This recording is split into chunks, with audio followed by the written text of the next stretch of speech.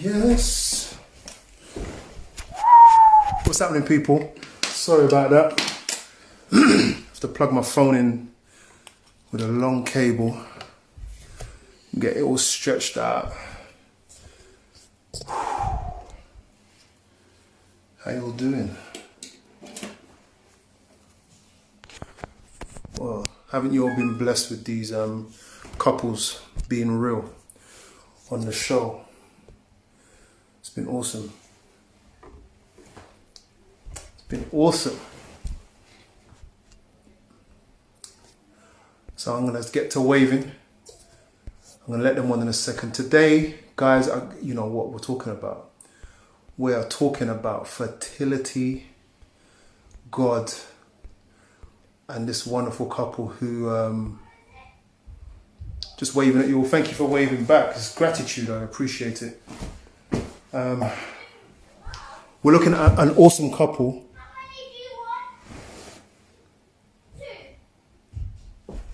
6-year-old girls can't be quiet, you know. We're looking at a lovely couple who are going to share their story.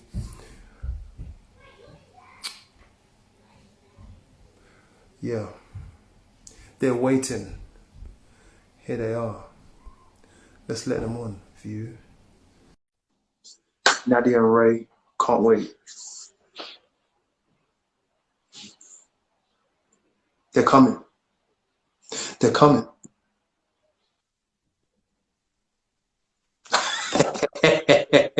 Okay. Clearly, we're still amateurs to this. You guys, you have to there you go. Yeah. We got it. We got it. Look at this. Look at this. How you guys doing? Good, man. Yeah, We're good. good. Right. Let me give you a little let me help you out a little bit. Your camera needs to go down a bit more. So we can see you both. Okay. Hold on. Let me move this off bit. We need more we need more blue tack in the world. More blue. Oh, okay, baby. Is that better? I don't know. Wait. Where's Ray? Where's Ray? Where's Ray? Yeah. Lovely. Good. Lovely. What are you guys saying? Wow. We're good, you know. Yeah, quarantine life, innit? Quarantine life, man. Made a slight little effort today, you know. Listen, Not how you normally find. everyone is entitled to just not care. I mean, Yes. It's true. look at this. You know what I mean? Yeah. Everyone's entitled to it. So thank you guys for coming. Nadia and Ray, we're going to learn more about you in a minute, but what are you doing for... So you're a teacher, Nadia. Ray, I don't know what you do exactly, right? But Nadia's a teacher. What are you guys doing for lockdown? What's your routine like? Well, as you know, we've got with the little one, it's pretty much, well, you're setting a routine that is just it fills up the day. So for me, because I'm usually at work, you know, I sort of go, come back, so I don't see the full routine. And the other day I had to say to her, I said, listen, babes, you know what, I love you, you know, 'cause this is real. Like what she does, like it is incredible. So this lockdown has actually made me realize what she does on a daily basis, and it's not easy. It's not easy, man. Good, isn't it? I've been playing catch up, Curtis. Listen, Nadia's sitting there like, yeah, now you know. Now you know. Now you know. When Okay. I'm napping, Say again? when I'm napping all the time. Right. So I was about to ask you, what's your routine like? And you just gave us half the story. Half of it is napping, right? Yeah, no, not really. To be fair, you're pretty much on the go. So I don't think anything's changed in terms of quarantine for me, apart from taking Jay to like sensory classes and meeting my other friends.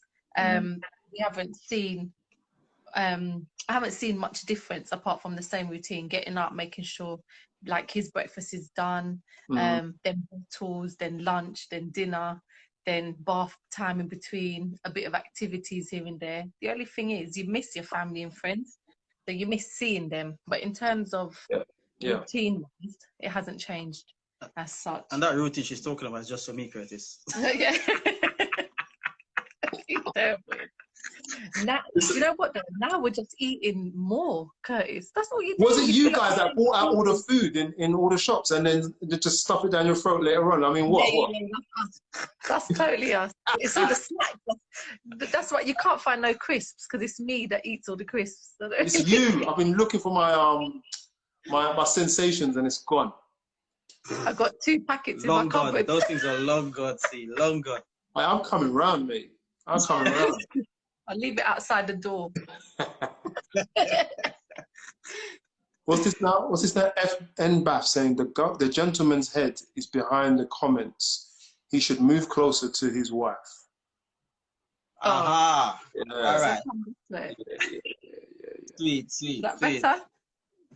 It's whatever. You see, I'm not sure exactly what they see, but what it is on our screen, because you're below, you're down where the comments are.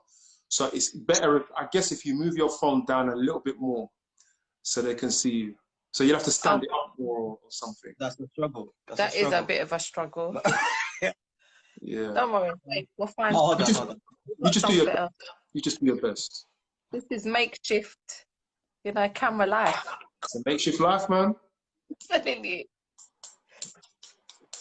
Ray just seems to find things. It's like I don't even know we have all these things that he's finding. Okay. Nadia, what did someone say something about you? Nadia, Nadia, you are going to be a ball when we finally leave quarantine. They're taking a mickey out of you just eating. That's what they're saying. There's too much there. I'll deal with them later. That's it. Learn who they are. Mark their card, man. Yeah, good to have you both. You guys are, I guess, in a way special to me. Because we did a podcast. I wish I filmed it, but we did a podcast a few years ago. Mm-hmm. It's online. Nadia and Ray, listen to it, guys. But it was an amazing story. It was inspirational for me at the time to see a nice couple. But there's more to your story now. And I've been waiting for part 2 for a long time. And I know you guys are going to break it down and give it to us. These are my good Christian friends, guys. We don't see each other often, but when we do, it's love. It's big love. Absolutely. Definitely. Absolutely. Joining us. And today we're going to talk about a number of things, man. Your story. We're going to talk about God. We're going to talk about a miracle. Mm-hmm. And we're going to talk about no make-up faith. We'll talk about real life situations and God and stuff like that you guys are. Nature Cycle, welcome. Yeah. So you told us. Sorry, I've got to have a pad here because I'm like that. I've got to write it down or I'm going to forget. I take a leaf from your book, Curtis. Listen, Ray. Listen, it's no joke, Like I've been going through life by my bad memory for too long. And when you get to a certain age, you can't play. Seriously. Yeah, for real. I hear that. Yeah. I'm learning slowly but surely. So let me start it from this point. Oh, by the way, it's gonna cut off after an hour. So we got to start good. Because by the time we get started, by the time you lot get into the juice of it, that hour's gone. You'd be surprised. Right? So I'm gonna end it and then we're gonna start up again. No problem. How did you guys get together? My mum's watching this, by the way. I can see her little comments. She's about to say here a lot of stuff. Well, we'll do the PG version. Basically, we met when we were 16. And we met for a friend, actually. Yes, so for a mutual friend. He introduced us. I was at college. You were working in that college at the time as well. Part-time as well. Okay. Part-time, yeah. And we hit it off straight away in terms of friends. Because Ray will give you the story that I turned him down, 3 times? Yeah. Well.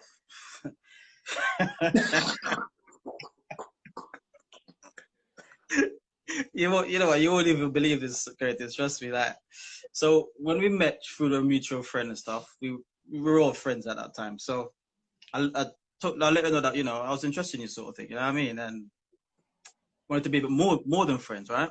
She was like, well, nah, because you look like a player. I was like, what do players look like? What's she talking about? You know what I mean? So anyway, that's the first instance. She was like, no. I was like, cool. Wait a couple more months, about 2 months. Ask her again. She was like, I don't think so. And I was like, I left and I was like, is this girl for real? Does she think I'm going to be chasing her all this, like, forever? Well. But Yes, it does. Yeah. anyway, long story short, right? Yeah. A year later, she's finally decided to say, all right, then, let's give it a go. Because like within this year, we're actually good friends. We used to spend a lot of time like talking, just chilling, really and truly, learning about each other, and I knew she was feeling me anyway, but she just been a long card, you know what I mean? But still, anyway, a year later, we had a go at it, and we're still here today. Mm-hmm. And I think that's what sets the precedence of the relationship, because there was that foundation laid. So we were friends. So he is my best friend. So I can sit and I can talk to him about anything. It's not just, I can't talk to my husband about that. No, he's my friend first and foremost. Yes, he's my husband, lover, everything, baby father, whatever you want, baby daddy, all of that. But he is my friend. So he's the first person I will call, whether good or bad. Well, you've gone straight into it, man. Friendship. The importance of friendship. I mean, okay, yeah, the importance of friendship. What does that mean? What is the purpose of the friendship? How does friendship play out in your marriage? Well, for us, I think it sets a mutual boundary, because sometimes you deal with certain situations, you have to look at it like you can't come in as a husband, or as a lover. You have to come as a friend, so that it's that first barrier of trust, I think, for me personally, and it's something that we treasure because we use it quite often. As a friend, I'm telling you this. It's different from saying as your husband, I'm telling you this. Do you know what I mean? Big difference. Wow. It's sinking in.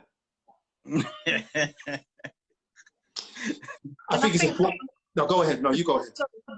I think for us, it means that you can just be real all the time. And like when you date someone, you're constantly happy. Like you're excited that you're going on a date with somebody. When you're someone's friend, you already have that level that, okay, I know who you are.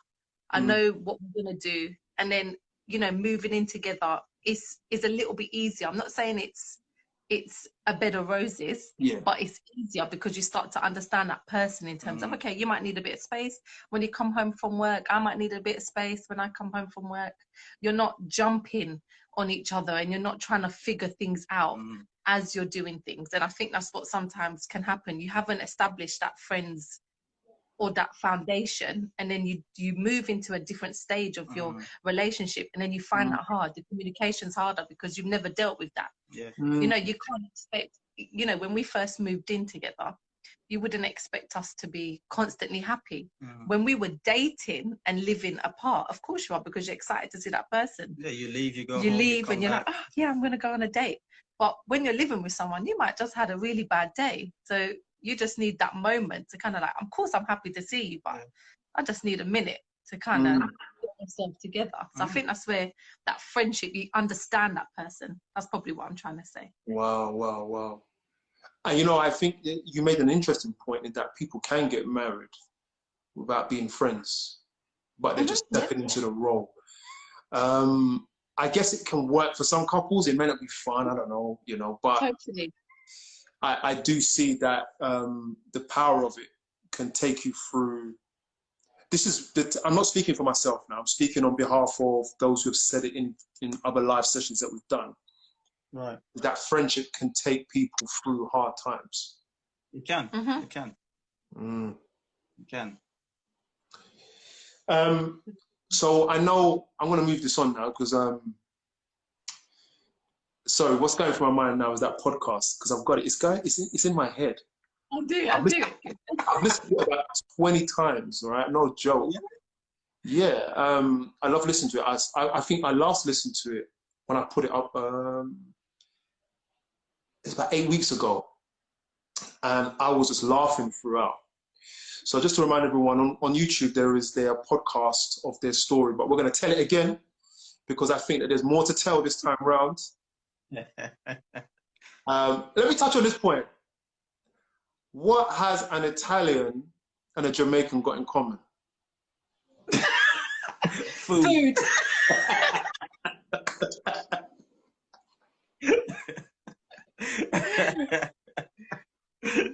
And big families. Okay. So you guys, so Ray, you're Jamaican, obviously. And have you guys kind of adopted parts of each other's culture? Absolutely. Yeah, totally. Absolutely. We do it every day. Even in our cooking, you have half Italian, half Jamaican. Yeah. Put the two together. Wicked. You need to be writing your cookbook now, you know. You need to be writing your cookbook. That's true. That's true. So the last time we spoke, we have, oh gosh, how can we start this? I know we've had a conversation before we came online, but I'm sitting there thinking, how do I start this, right? There was a situation. We're looking at fertility today. Yeah, let's just be straight. Let's go straight in. Yeah, let's go straight in. That's it. Why did you want to talk about fertility? Why is that a big issue, guys? I think it's something pressing on both our hearts. I speak for both of us, I think, on the matter, because we were so naive, Curtis, to it. Me thinking I'm Italian, you know, Jamaican, you'd think, yeah, you get married, you know, people joke at the wedding, yeah, you know, kids, and you're like, yeah, of course, you know. And we're both coming from big families. And you're both coming from big families, no one in the family that we know of has any issues in terms of, or not known about issues. That's the difference. Yeah. Let's make that clear. Because you can have all these kids, but you don't know how you got there. Yeah, you don't know the journey of where these children, you know, how they've come about, if there's been any fertility problems. And for us, I think we were very naive. I know I was certainly. We were young as well, weren't we? Very naive. And I thought we would get pregnant quickly, if we can be real. You know, you do what grown folks do, and you think, yeah. Just start your family. To start your family. Yeah. But that was not the case. And it's so funny because Margaret's going to laugh on here, because we would grow up, you know, you spend your teenage life, if we can be real, trying to not get pregnant, okay? Yeah, especially as a Christian, anyway. Like, you're young, you're doing this. No. So you do that, if we can be real. And then you're a grown woman, married, and then that's what you want to happen. And it doesn't. And it doesn't happen straight away. And so all that holding back. And then when you get there, you're like, okay, it's our time now. Yeah. That's it. Yeah. And I would say we knew God. We knew God, but I wouldn't say we had a relationship with God at that time. How long ago back are you talking? Well, we're talking about, we've been married 10 years. 10 years now. In May. Well done. And we've had, our little boy is now 8 months old. And we have been trying for 8 years. You're going back about 8-9 years now. Yeah. Yeah. So we got married, I was 24. Ray was 27, 28. So I was, so we thought it would just happen quickly, you know, young, healthy couple, no underlying issues. So what was the problem? And then you start having pressures, you know, from everybody, family, friends. So everyone asking. Yeah, when are you going to have a baby? When are you going to have a baby? And you kind of, you know, oh yeah, soon. And you kind of just downplay a little bit. And you pretend almost, but really you're just dying inside. You're crying inside. You go to the amount of baby showers I think I attended. Yeah, she did. And Ray would drop me baby showers. that I attended, and Ray would drop me and pick me up, but I would be crying. And I'd be like, why did I go? And it's a constant reminder that you haven't got what you really want, what you really desire. And I think that's hard. Yeah, and watching her going through that is for me as a man, as her husband, it's like, you know, I'm saying, why you put yourself through that sort of thing? But Nadia being the person she is, she's so kind-hearted. She'll openly, and if she's happy for someone, she's genuinely happy. Do you know what I mean? So when her friends say, you know, yeah, baby shower, boom, she's there. It's like, yeah, you know what I mean? Do you want me to do anything sort of thing? Well, me, I'm probably the opposite. I'll probably shy away from something like that. And that is also a bit of an immaturity at that time. So that's, even from then to now, there's a big growth in that as well. And yeah, it's just, it's not an easy thing for a couple when they're trying and people just asking, you know, when you're going to, when this, when that. It's something that puts even more pressure on you, you know, in a sense.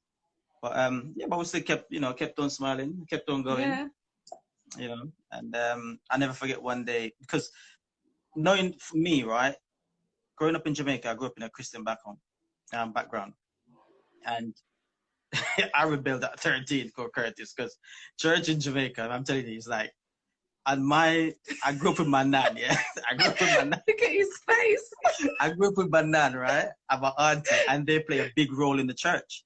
My auntie's a deacon, and my nan was also a deacon, and they were heavily involved. So Monday night, Tuesday night, Wednesday night, every night, but right back to Sunday. Yeah. So I woke up one morning. She said to me, you know, are you gonna get dressed? I was like, nope. I was like, no, I'm gonna go to church today. Oh, what? She was like, yeah. She was like, she said to me, say, boy, I don't God given Sunday. You try to put on your clothes. Yeah.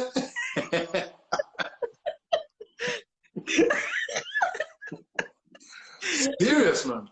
Yeah. So, but anyway, at that point, I was pretty much finished with church, because my entire life was church. And when you're that young and you're sort of, you have to go to church, you don't see the value in going to church at that age. You know, so after you're older. So I came here when I was 18, right? And then I met Nadia at that time. And going back now about what? So about you spoke to Margaret. Well, I've known shortly after we got married. No, so I've known. So just disclaimer, poor Margaret, her name's coming up all over the place, but I've known her for about 16 years. So she actually said, oh, there's a church. Do you want to come to my church? And I was just like, okay, I'll come, la, la, la. And at that time, that was really hard, because we was going through, I just felt so disheartened because I wasn't pregnant yet. So she was trying to encourage me, and I was just like, okay, I'll come to church, la, la, la. And I did, and wow, it blew me away. Stepping in and meeting everybody and the pastors, it was just absolutely amazing. So I went back and I was all excited, and I was like, babe, you got to come church with me. You just got to come, just come. And he did, and then he's never turned back. I was enthused, to be honest, yeah, but because I love my wife. No, I'm being real. I love my wife. Yeah. I love my wife. So whatever she's into, the thing is, now looking back on it, Curtis, God knew what he was doing. He always knows what he's doing, because he knew that without this young lady here, I would not gone back to church, because I wasn't interested in finding a church or anything like that. But she said to me, babes, I really want to. So she came to my house when she met my parents. We had dinner, and we normally pray before dinner, and stuff like that. So the big family, everybody holding hands. But she's like, wow. She's like, after she was like, you know, I like that. I was like, yeah. She's like, yeah, I want that. I was like, all right. And then she said, I think we need to go to church. And I was like, what's she talking about? Praying is not enough. Like, this is like, you know what I mean? And then, anyway, she said, Margaret said to her, you know, come to this church. I said, yeah, go ahead, babe, check it out. She came back. Yeah, it's really good. It's, you know, so I went, and she was right. It was really good. It was really good. So, you know, that's where we are now, TRC. And yeah, we've been there ever since. It's been great. It's been good. So there was some social pressure. Yeah. Yeah, absolutely. So, Absolutely. You're so gonna see you, your friends having kids. Definitely, definitely. mm.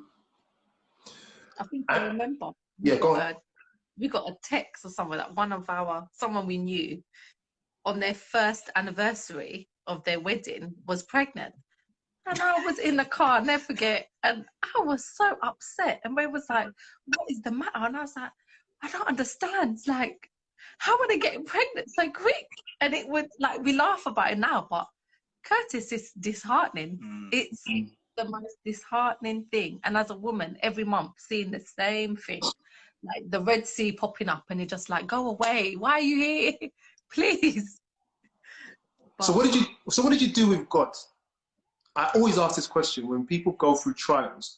What do they do with? Well, when Christians go through trials, what do they do with God?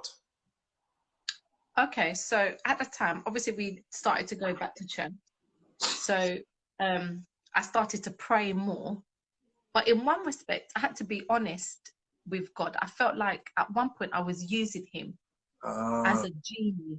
Yeah. So in my head, I was like, okay, if I pray, God will give it to me. God will give me this baby if I just pray. And I just pray about it. And it's almost like, Aladdin, you rub the lamp and he's going to give you the wish. He's going to grant you that. Real talk. Yeah. But you have to be real, because I had to say to God, I am so sorry that I did that, because I was so immature. And and I wanted that so badly. So I was like, yeah, I'm just going to pray to God, because he's going to give, and it will happen. It will happen immediately. And that's how I felt. And I had to battle with that for a while, not years, but a while, to realize that actually, no, that's not what God's about. God wants a relationship with me. God wants to know me, and he wants to hear everything that we have. And he wants to take that pain and he wants to turn it into something else. Now, I didn't know no scripture at that time. I could just barely pray. But now, as you get older, you're even asking God, teach me to pray. Teach me to pray how you want me to pray. Because we're always praying for stuff when you shouldn't be praying for something. Like, if it's given to you already, you're gonna get it. You understand? The prayer should be, so you can go through something, so you can come out the end and then see what God has done. You know what I mean? And that's what I've learned with my journey. I'm more inclined to think that as well. Don't get me wrong. You know what it is? And I'm not putting it. I think that we use prayer in a way that suits us. Yes. And I think there's good and it's a problem at the same time, in that it's like sometimes we entreat God. We're going to God, like, God, I've got some gifts. Here's some sweets, God. God, I'm going to use some special English, old King James language to make you hear me. When I don't think God is an idiot. I don't think he's stupid. He's not stupid. He's like, I can see you, I'm watching you 24 hours a day. Why are you praying to me? Really? Yeah.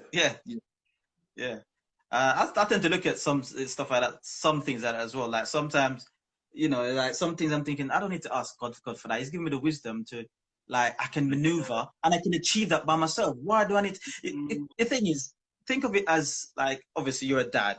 If one of your kid keeps coming to you, dad this or dad that, can I have this? You're like, what have I taught you, man? Like, yes. And that's how I see it. That's how I see it. That is an interesting take, because I think a lot of people, let alone couples, are self-oppressing. They're damaging their self, their mental and emotional health, by thinking, what do I need to do to make God hear my prayer? Yeah. Did you do any of that? I wouldn't say, not me personally, no, because I was always one to say, like, I used to say, because I pray before I go to bed. It's just something that's instilled in you when you're a child. When you get older, you see, the importance of these things. And I just think, for me, I don't have to pray out loud, because if you pray in your head, God's still going to hear you. That's my personal way of thinking, of looking at it. So yeah, that's how I saw it. Mm. I think, I think I went ahead of God, definitely. Mm. And What does I that say mean? that because, Yeah. I say that because I kept saying to Ray, why are you with me? Don't be with me. Go and find someone else who can give you a child. And he'll be like, what the hell is wrong with you? And I'll be like, but genuinely, tears Did you mean were that? Or was that just anger? it wasn't anger. I honestly felt like I was holding him back. Yeah, she used to say that. Yeah, she used to say that. And that used to hurt me, man. Big Because time. as a woman, you are designed to do this. So why isn't it happening? So it's a lot of pressure, a lot of pressure. Yes, as a couple, but mainly on yourself. You're constantly blaming yourself. So what I had to do, Curtis, and at one point I had to flip it. I had to be like, why you keep thinking something's wrong with you? Like, it could be me. Like, this takes two of us, say, it's not just you. Do you know what I mean? So what I would do is think, I'll go get a test. And I can show you that it's probably something to do with me. You know? Just to sort of take her mind off blaming herself. But yeah, man, and I actually did. I went and done an analysis, human analysis. It takes a real man to say that. Yeah. I've worked with couples in health, and the men have refused to get checked. Wow. When it comes to fertility. They're like, no, it's the woman. No, it's the woman. That's really big of you to take that on as well.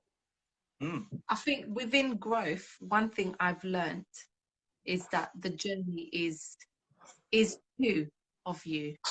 Regardless, whoever's got an issue or there's no issue, you are on the journey together. So in that sense, you don't think about the issue. You tackle it together. Yeah. And you don't put a blame on either one. And I would say that's an advice. Thank God we didn't do that. Okay. But that's something that I've learned through going through, and actually you're walking it together. So we're going to have to iron out everything together to get to that end point. And it's a process, and it's hard. And the process can break you.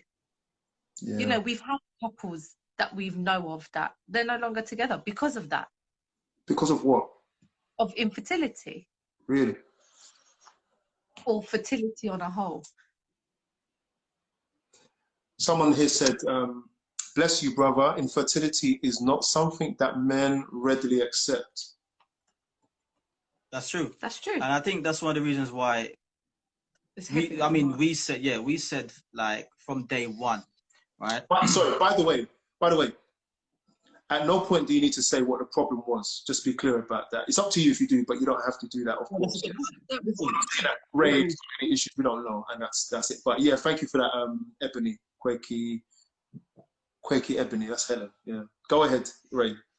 Yeah. So from day one, we always said like when we started believing in God a lot more in our journey, we said whenever this happened, we will try and be vocal about it because during our time, there was no one talking about this sort of thing. Like it was like you can't get nothing from no one. No. Everybody's like, oh yeah, it's all nice, it's all good. But after I know it's like then after this a couple of years, you'll find out okay, this person done that treatment, this person done that, and I'm thinking, but you need to talk about this. People out there needs to hear this. Yeah, you know what I mean. And the funny thing is, going back to this whole thing now. So when I went and got the test done, wow. And I remember we were driving, innit? We were driving. Yeah. Doctor rang Nadia. It's like, yeah, test came back. He's got so many millions. I was like, yeah. Is that enough? Yeah. I was saying to myself, well, I didn't have any doubt in that, but I'm just saying, like, it's good to know. It's good to know, innit? I've been drinking Irish moss. I've been drinking my nourishment. That's what I'm saying. Linstein, the whole works. So basically when she came out, she said, yes, basically it's okay. And I think it was a motility, some motility. Or something like that. The motility, I think, it wasn't bad, but it could be better in a sense, yeah? So it's okay. Yeah, but she was like, yeah, okay, cool. It's no biggie. You know, you're good to go anyway. So And it was funny because we were driving and a silly song came on. This is really bad, but old school song, but 50 Cent. Have a baby by me, yeah, I'll be a millionaire. So because he got the call and it was millionaire, I was like, whoa, what's going on? So obviously I'm really bad, guys, with my music, but if you know, you know. You found the right tune, man. That's what I'm saying. But, so at that point, so basically after that, we couldn't understand why it wasn't happening after that, because everything seemed okay. And then we just got to the point where we're saying, okay, it's just not our time. It's just not our time. But then me, rushing everything, rushing ahead. I'll let you tell that story. So, like I said, I'm a person who likes to be in control. So another thing for me was the fact that I couldn't have control over this. I couldn't have control over my fertility. And to hand that over to God and surrender it was hard. So I would say to him, yeah, you can have the rest of my life, but the fertility I'll do myself. So I booked us for a consultant at Guy's and St. Thomas, and we went through IVF. And I was so dead sure. I was like, yes, it's going to work. And people are going to ask us that we've got twins. And I'm going to be like, oh, yeah, it's just runs in the family. So naive still, because you don't want to open up to that point and be like, oh, yeah, you've had IVF treatment.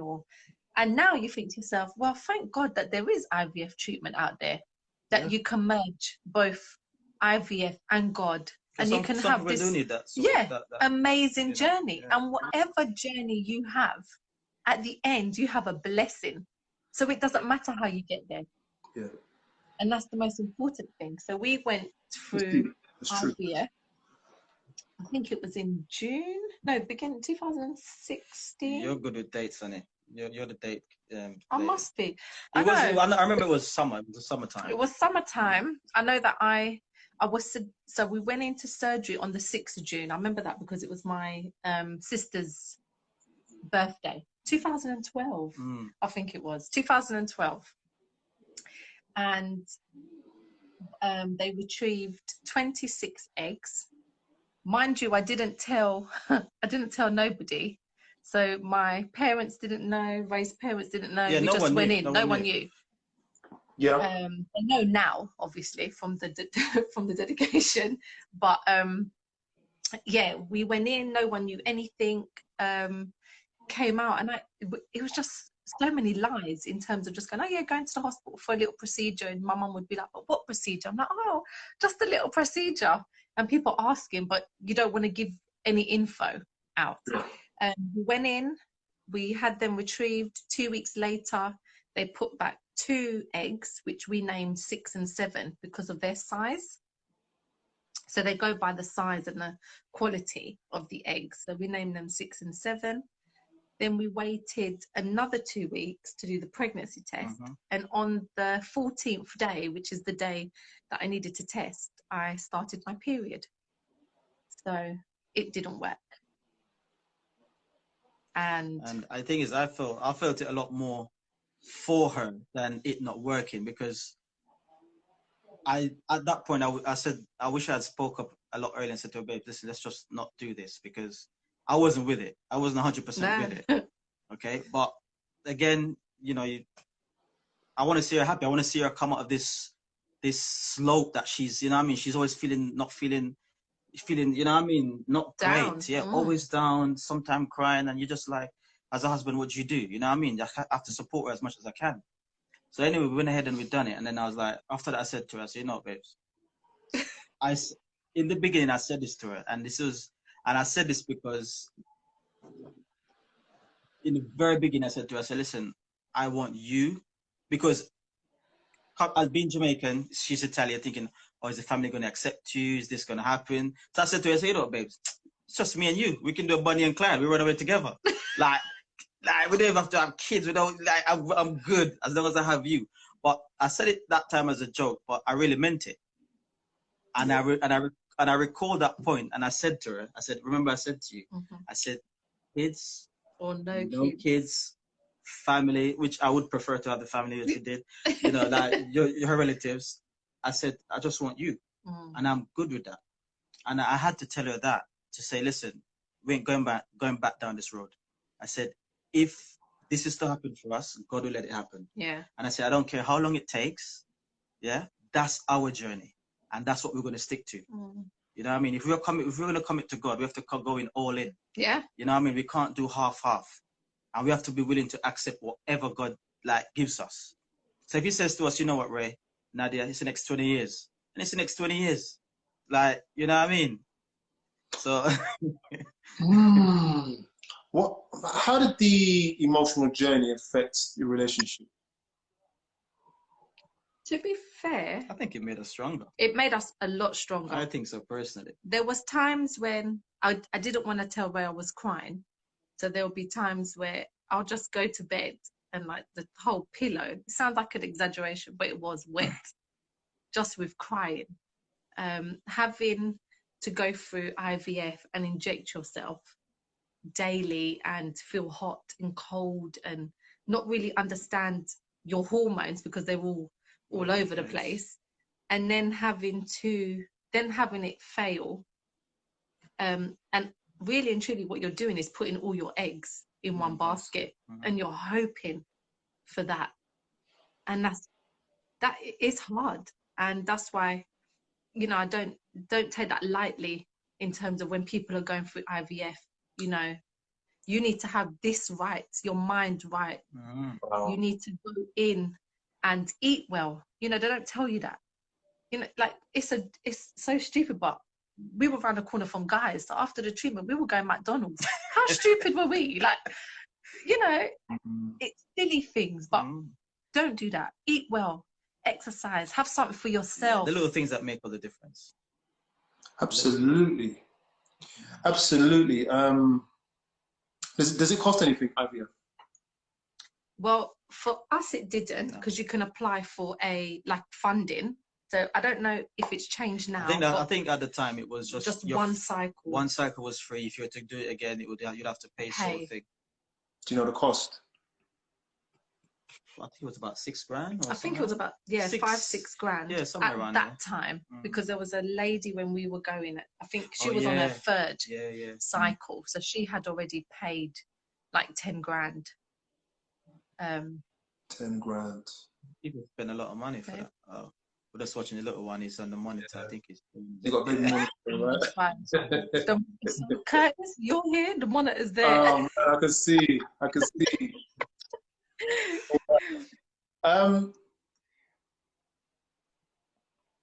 Tell me, what does someone need to do? I have to shuffle a bit. I'm gonna shuffle a bit. Okay, so I got Nadia. Okay. Yeah, you got me. What tag team? That's okay. So what does someone have to do mentally, emotionally, spiritually before they go for IVF for? And then another question I'm going to ask you is regarding pregnancies that won't work. I want to get your tips and advice and how you relate to people on that level. In fact, it's the same question asked for both, really. For people with IVF and for people who are struggling to get pregnant, really, that's the best way to ask it. What were your tips and advice to people there? So if I fast forward a little bit, maybe it'll make it easier, if that's all right, Curtis. So basically, we had taken a break from the IVF. So we did the one cycle. Ray decided, he was like, babe, I don't want you to go through that again. Yeah. So we're going to start looking at things differently. So I remember reaching out to you was one.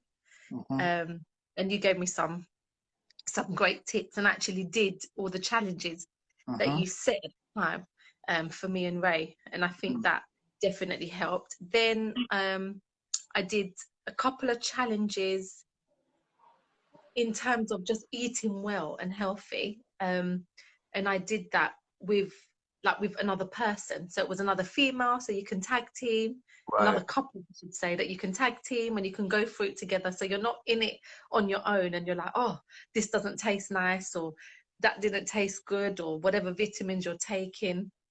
So what we decided to do was literally strip back everything, eat clean. We started exercising. And I think so we fell pregnant naturally in 2018, actually in December. So imagine, God is a God of, the 11th hour. So in December 2018, we fell pregnant. But prior to that, about 2 years prior to that, we decided to get our act together. So when you're talking about surrender, I'm not talking about just little surrender. I'm talking about completely surrendering to God. So that thing of control that most women have, or some people have, some men have, you have to let that go. It is not about you anymore. You are saying to God that I need you. You are the center. There is no one above you. And I'm going to release control over this. I do not want it. I do not want to feel like this anymore. And I think that's where the mind helps in terms of like your faith, because you can literally say to God, I don't want to do this no more. I don't want to have these emotions running through me. So I need to surrender it. And I remember breaking down, and I just surrendered it to God. And I said, God, you told me. And I remember writing scriptures down. So every morning I'd wake up and there'll be a scripture. Exodus 25, 23, 25, 26. It says, I will bless your food and water. I will take away sickness. There will be no miscarry or infertility. And I will bless your land and give you a long lifespan. And I would recite that. I would drive to work and recite it. And that's what I mean by surrender. You have to be fully immersed in it. These verses and stuff are all in we open the wardrobe doors, see these little things pinned up. Verses are just up. So it's, again, affirming yourself and standing on God's word. And I think that's important, because you can affirm yourself, but you have to believe. And if you don't believe it. So I have a question for you then, right? What would you say to someone who is still miscarrying in the light of what you just said? I'm putting you on a big spot now. This is a major spotlight, because some women are going through what you went through yourself a few years ago, but they may not have the same outcome that you've had. So I want you to speak to that. Ooh, because when you're saying it's tough, I know, sorry. I've got your back, because if someone is going through it, you're not saying if you do these things, God will give you a baby. I don't believe you're saying that. No. So, because there are women that were really happy that this topic has been spoken about today, as they mentioned on the feed. What do we say to those who are struggling right now? And hold on. They don't have a promise. Or hold on. Yeah, go on, carry on. I'll say hold on. That little bit of hope. Yeah. That is all you need, Curtis. And that's why I was saying that we changed. You have to look at yourself as well. So you can't just, this is where prayer and being proactive comes together.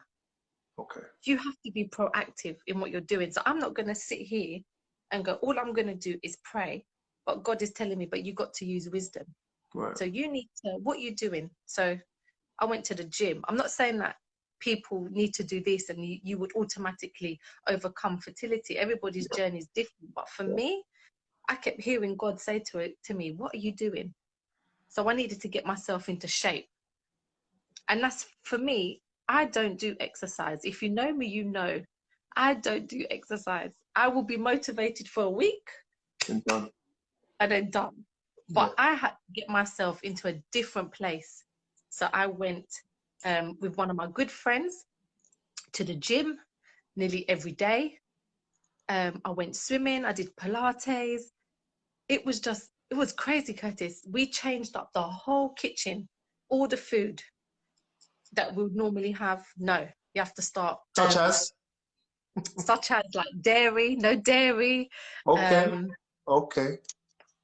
Everything fresh, limited seasonings, limited like good fats. So no like saturated fats, good fats that you need, like avocados. So really started to think about what we're eating. And again, I cannot stress enough what it means to surrender. Right. And I think when you still have control, you're still thinking of plan B. So the time when I was doing IVF, I was like, yeah, I know God's there, but I'm still going to go to the doctors. and I'm still gonna do this. But you know, whose report are you gonna believe? Like we always say all the time. But I had to remember that. So are you saying that the doctors gave a report against? So they said that I had polycystic ovaries. So that was one thing. So I was like, okay, if I've got this, I'm going to fix it somehow. And I'm going to pray, yes, but I'm going to do things that will help me. So no dairy. So I can't feed anything to my ovaries that are going to be damaging. You know, exercising more, less sugar. So you're thinking quite holistically. You have to. You have to think. You have to think about it all and merging it all together.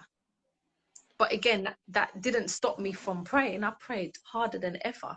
Yeah. And then I think it's the time when I truly let go is when, so hear the joke, I was at work. And I had some, if we can be, I had some weird discharge and I was like, oh, my period is starting. So Ray was at work. He was on a 2 to 11 at night. And I came home on my own. I wanted to call I wanted to call Margaret, actually. Again, I'll using it, but I wanted to call her, but I couldn't get through. And I sat in my bed and I cried my eyes out and I said, God, I am done. I'm done. What do you mean? Done as in, I don't care if I don't get pregnant. I'm done. I'm done with this journey because it's too taxing. This is 8 years. 8 years. Calculate how many periods would that be each month? That's a lot of periods. It's a lot of 12? It's a lot. Yes, a lot. If anyone wants to do maths and stuff, by means. Yeah. But it's not. So I couldn't get through to Margaret. So I cried. And at that time, I just said to God, I am done. But I purposely feel like God didn't let me get through to Margaret. So I could sit in my own stillness and listen to him. Okay. And one thing said, Nadia, go and do a pregnancy test. And in my mind, I was like, yeah, I'll do a pregnancy test just to prove God that said, I'm not. Yeah. So. Who's that? It's the little baby. Yeah. So I had a little Evian bottle, you know, imagine one of them little ones. And this is so ghetto. I cut it because I didn't have nothing to pee. Come on. I wiped outside just in case of the water. Yeah. So I wiped out, went to the toilet, peed in it. I had so many pregnancy tests anyway in my drawer. So I just took one out. I didn't even take no notice. I put it in, I left it on the side.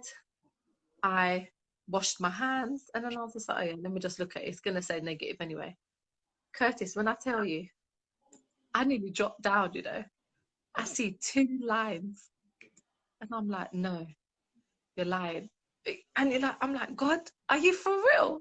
And then, you know, you're thinking, is this real? So I called Ray and I was like, babe, like, we're pregnant. This was like 5 o'clock. The first thing he said to me was, when is this shift going to end? Because he was on the shift and he wanted to come home. And I just said to him, go and get a clear blue pregnancy test. And we can, you know, it will say pregnant on it. So I wanted to say pregnant. And yeah, he came home at about 10:30, 11:15. And I did the test again and it just came up bold pregnant. And I still got the pregnancy test. And it's in the drawer next to my prayer journal because it's a constant reminder. And that's what I would say to women. Don't give up hope. No matter what approach you take. It didn't work for me, IVF. It doesn't mean that it won't work for somebody else. Yeah. It didn't work for us, but we got pregnant naturally. And that's just good. You got pregnant and you give...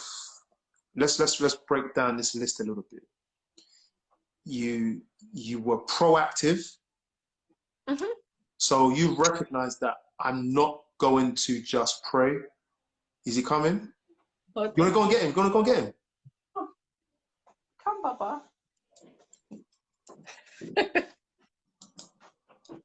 He's going to have an Instagram moment. Huh? Come, let's see if Mommy. Say hi, Uncle Curtis. Now, who does he look like now? Who do you look like?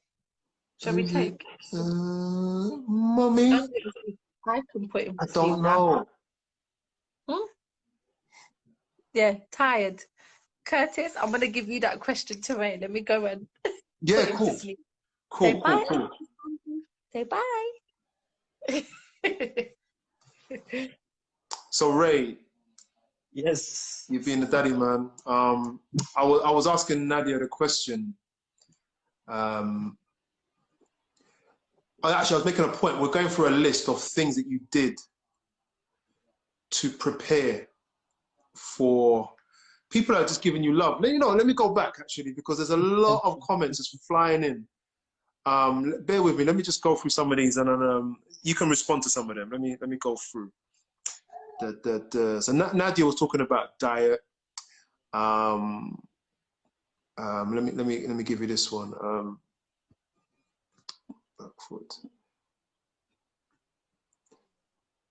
Yeah, that thing was serious, man. She said limited seasonings.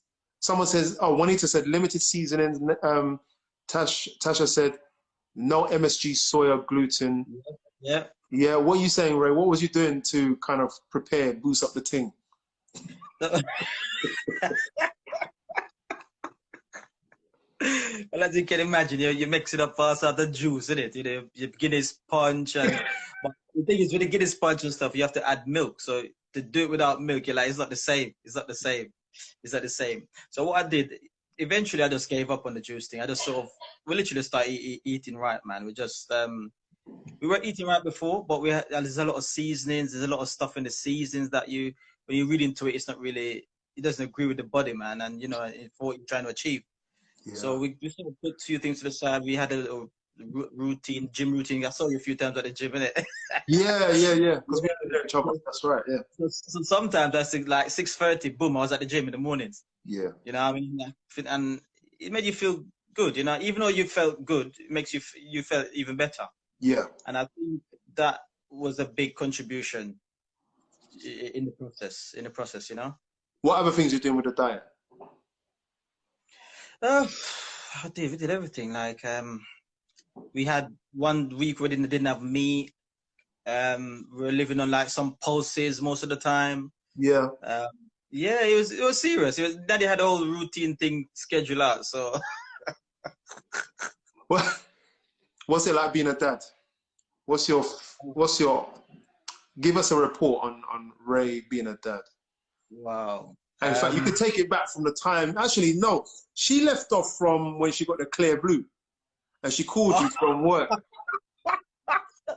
Curtis, that was the longest shift ever. No. Listen, I said to her, right? Because the thing is, she didn't even. The thing is, before she do any of these tests, she used to tell me, "I'm going to do a test," right? And I just said, "All right, whatever." This time, she didn't say anything to me. She didn't say a word to me. So she literally just phoned me. It's like, "I'm pregnant." I'm like, I looked around because he went in, but he didn't really. I was like, "What do you mean you're pregnant?" Ray. Listen, I got 20 seconds. I'm gonna dial it back in. So I'm gonna end this live because it's gonna cut off, and we're gonna carry on from right there. All right, cool. We're gonna end this live, and I'm gonna come back in. I'll see you guys in about 20 seconds. All right, wicked.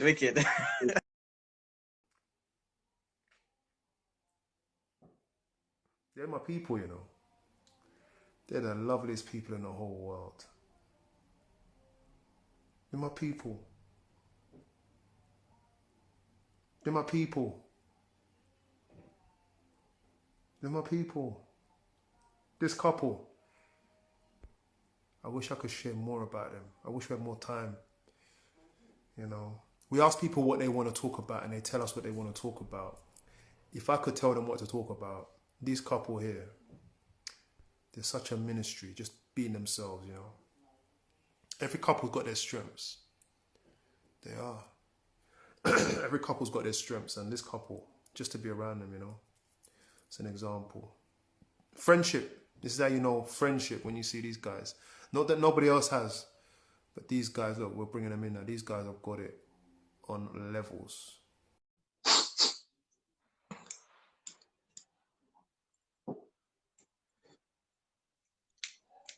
Yeah. I know. So I was like, yes, bro.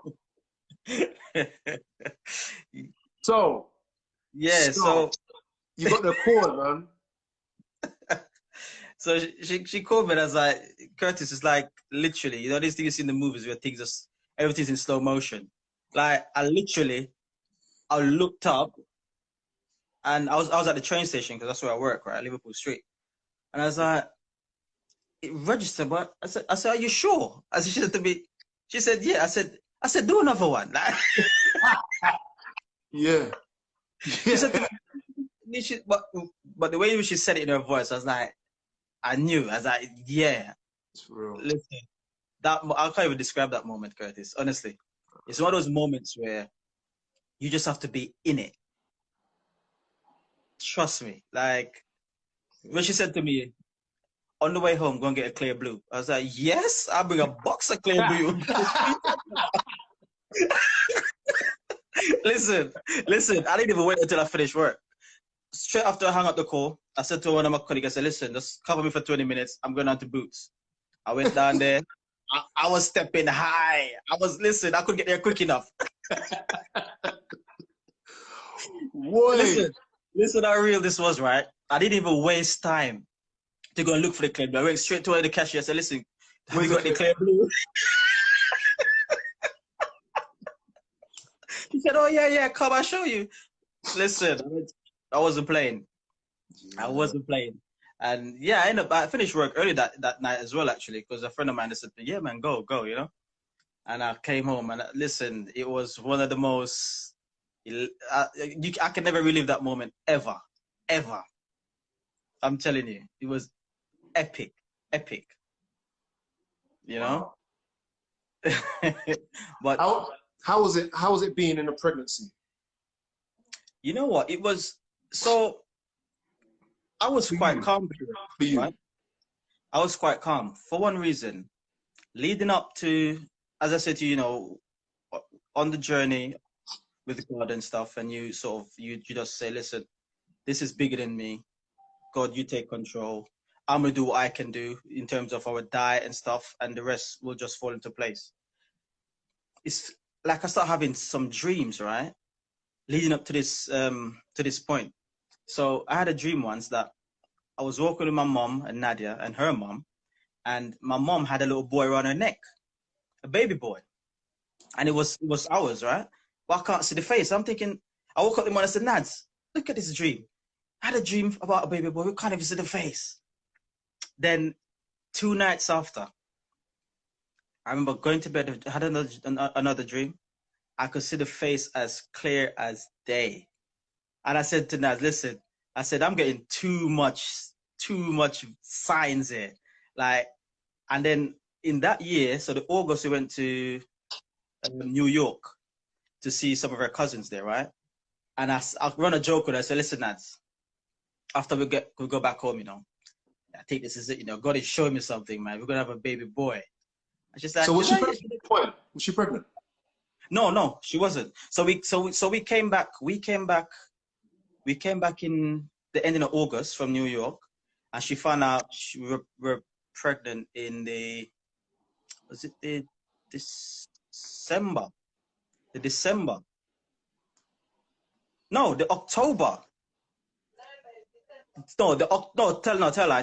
The October, I said to her, yeah, after we having a little adult moment, I said to her, I said, that's the one. This is a joke. I said to her, I said, that's the one, Dad. And she's like, see, stop playing. And then December, boom, that's when we got the news. And I said, that's how I told you. I said, listen, God is talking to me, you know, like, no joke. I was seeing stuff, Curtis. I could see the boy's face as clear as day. And as soon as she told me, I said, it's a boy. It is a boy. And she said to me, you're only saying that because you want a boy. I said, no, I'm telling you, because I can just feel it within myself that God is saying to me, that is it. It's the boy. And so said, so done. About the birth. You know what? I thought I was going to pass out at the birth, but I was all right. I was all right. The thing is, you hear these stories of these different, like, you know, people passing out. It was one of the most beautifulest things, man. And I said to her, like, you can't describe the level of respect you have when you see, you know, your wife give birth to your first child. For real. It is a beautiful thing. Beautiful thing.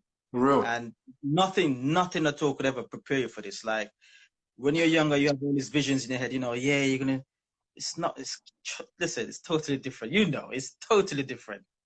Anita said you would not be the first. She's referring to man passing out, I think.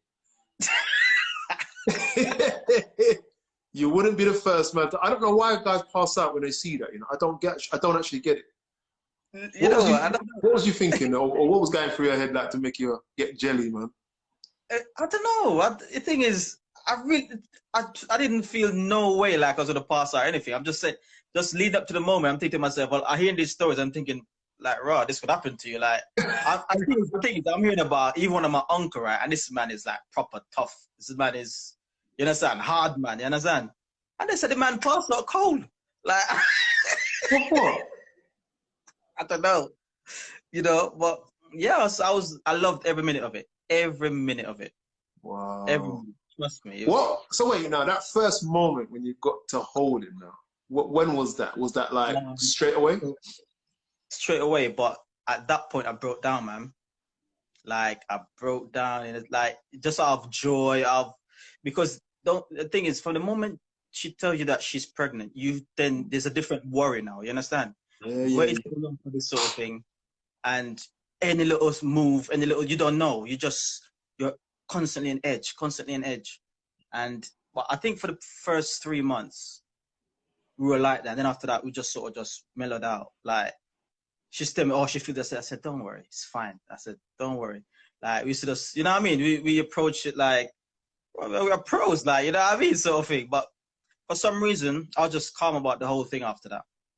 Very calm about it. You know? And as you said before you said about being a dad, listen,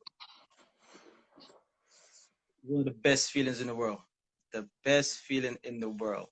Especially when you look at them, you see like, you know, this little thing is looking up to you for a lot of things, like looking up at, even at this age now, 8 months, it's looking at you for a surety, for security, because sometimes because I play a lot with him, so when you see me going earlier to try and put him back to bed, he doesn't want to go back to bed because he sees daddy, he thinks it's playtime, you understand?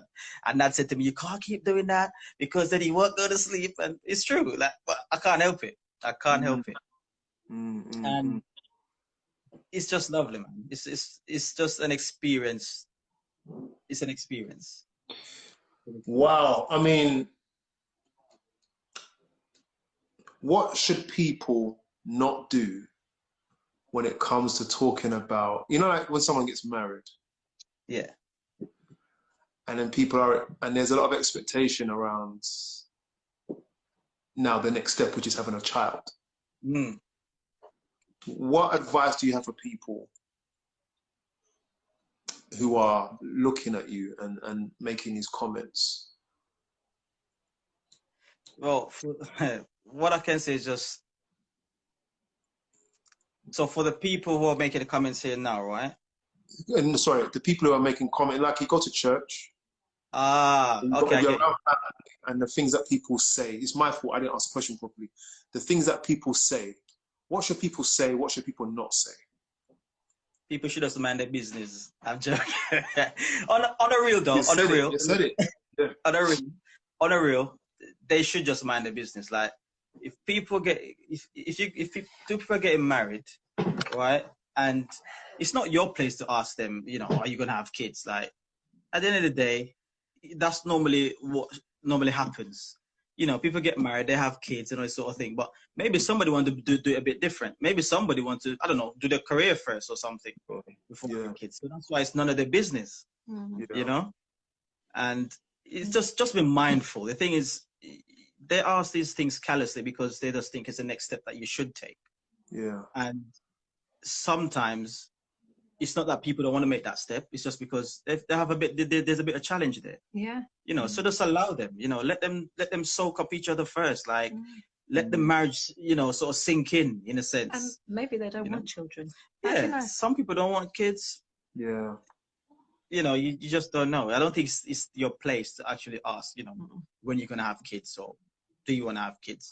And the thing is, we never ask. But if you've got an inkling, like to say, oh, I feel like that couple might, you know, be yearning for a child, or, you know, they might be trying, pray for them privately. You don't need to ask. For real. You can encourage other people other ways. For real. Sorry, Juanita's going to join us in a minute. Yeah. Yeah, it's interesting that you say that, because I think I've never, because I'm not really interested in asking people those questions personally, so it's just not my thing. But I know, especially in church circles or around, you know, big families even, say that there are people that just have to ask. It's the done thing. And like you said, it's actually none of anybody's business. You can't even say that, because maybe mom, maybe someone close to you might want to ask, but you have to be really discreet about it, I guess. Yeah. You can't, I don't know if you can not ask, but just be really discreet. Yeah. I remember once, actually, my mom said to me, she said, oh, is everything all right? You know, I said, oh yeah, man, everything good. We enjoy each other, you know, like. Yeah. But the thing is, she asked, right? Because even at the wedding, at reception, oh yeah, let's give it the grandkids, It's like, okay, there's a lot more to it, you know, but yeah, I understand. I hear what you're saying still. But to be fair to her, she never actually asked me again. Like, since then, like, she just, like, you know, didn't ask. No. I think we're quite blessed that way. Both our mums didn't really put that pressure. You know, in that sense. So I think it was a big shock when we when we dedicated Jeremiah, and they were like, huh? You went through what? Yes. Wow, so you told people then? Yeah, because I didn't know. Maybe Okay. we should have given them an incline before. But it's tough, isn't it? I mean, I think people just want to see their journey out, and some people are just still absorbing the experience, you know what I mean? You haven't fully...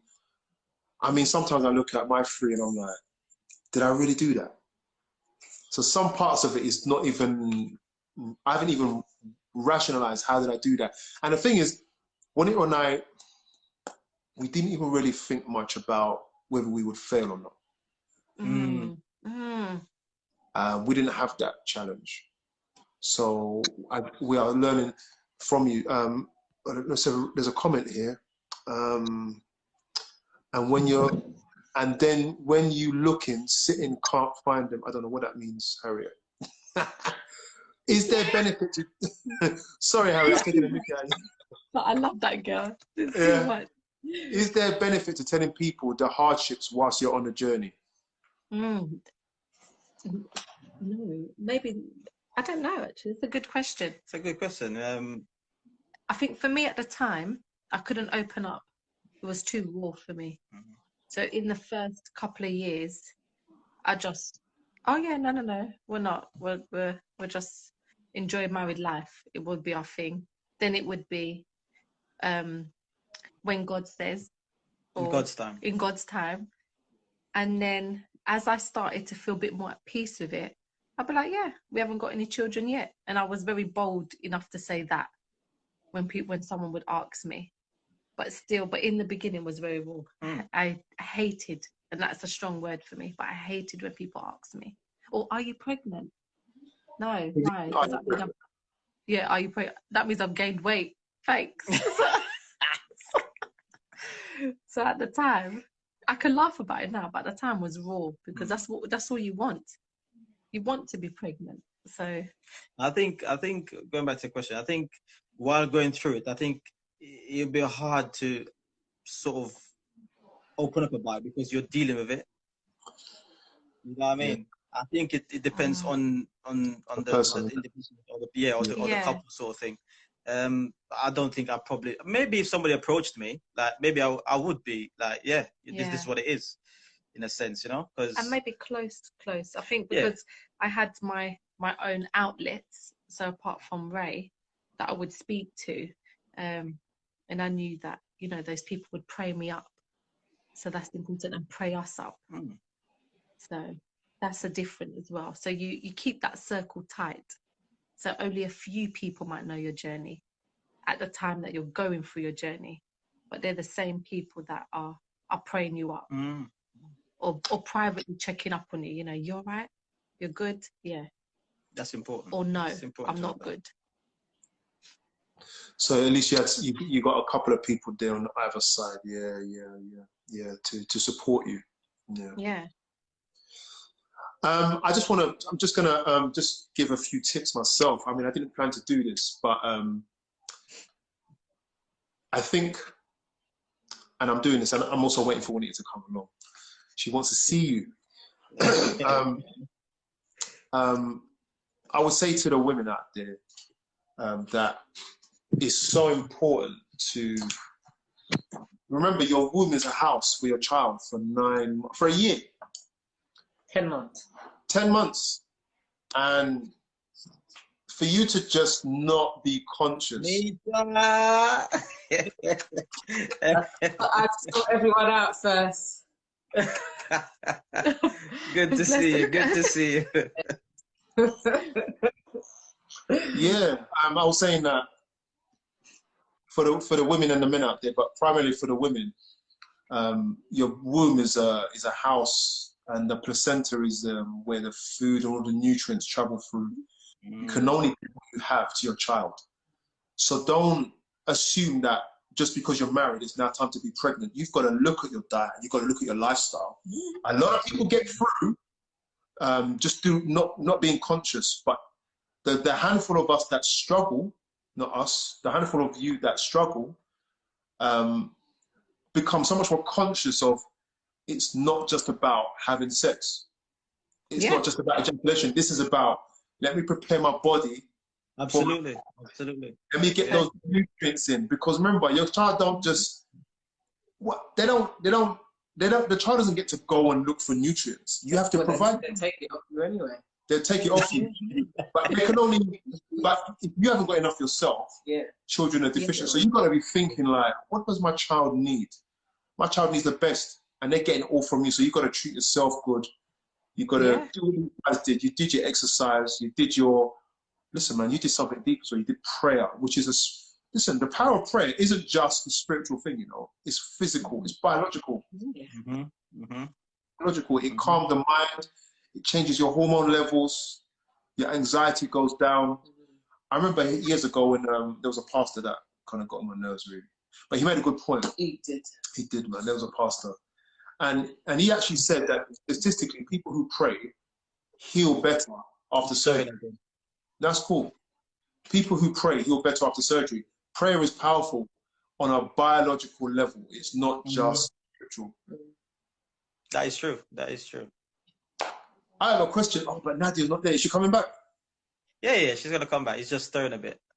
I think I think he's aware that there's a lot more happening, and because he came out early as well.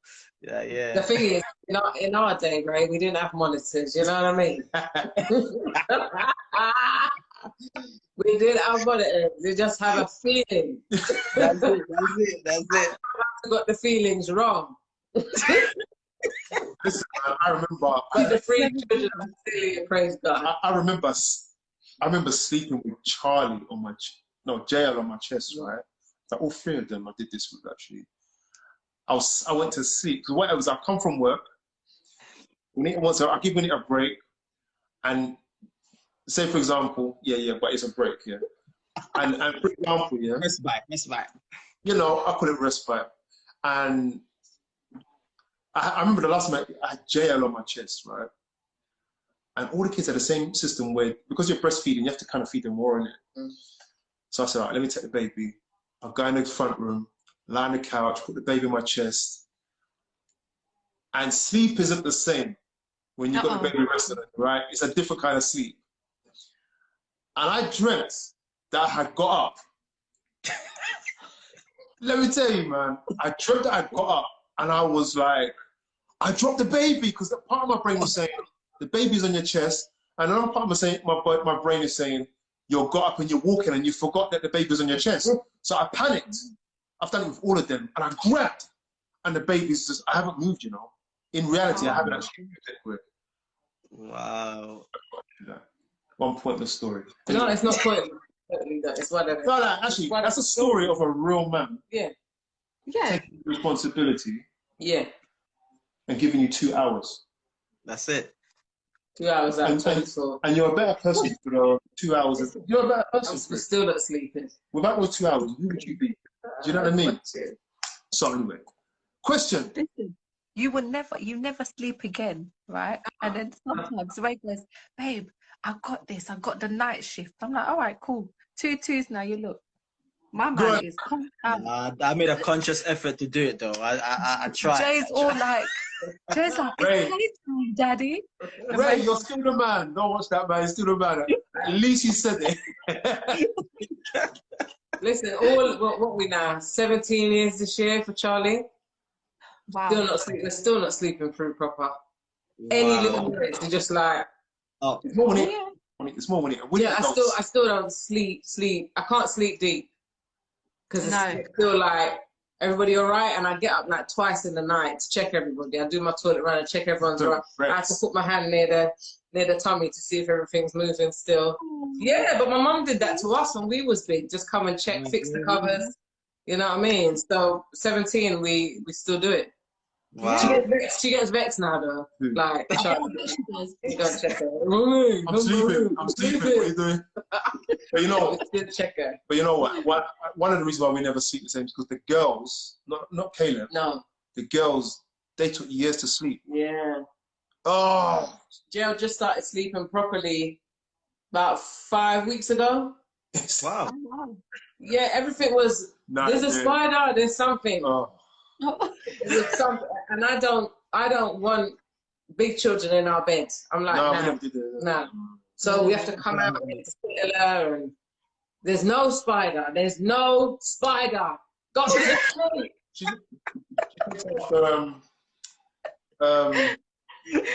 But That get you vexed in the middle of the night. Listen, When you want to sleep. And every night for a month, waking up 3-4 times.